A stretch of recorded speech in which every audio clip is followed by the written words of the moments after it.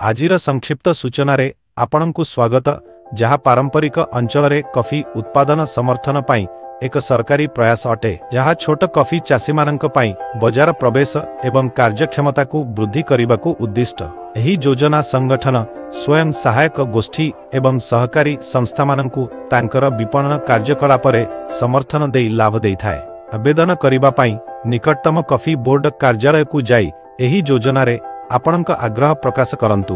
आपणकु द्वितीय नकल रे एक पूरण होइथिबा आवेदन फॉर्म आपणकर निबंधन सर्टिफिकेट किंबा रजिस्ट्रेशन सर्टिफिकेट समस्त संगठन सदस्यंकर तालिका सदस्य अनुसारे कॉफी विक्रय विवरणी एवं सदस्यता सत्यापन सर्टिफिकेट आनिबाकु पड़िबो।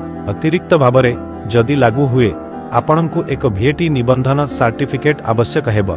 निलाम किंबा रप्तानी प्रक्रिया पाई निर्दिष्ट दलील यथा एक निबंधन सर्टिफिकेट एवं रप्तानी अनुमति पत्र आवश्यक।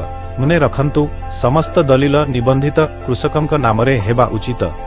आपण एही आपरे आवश्यकीय दलील टाबरे एही दलील गुडीकु मध्य पाई परिबे। आमे आशा करूछु जे एही सूचना आपणकु आवेदन प्रक्रिया रे सहायक व आपणक समय पाई धन्यवाद।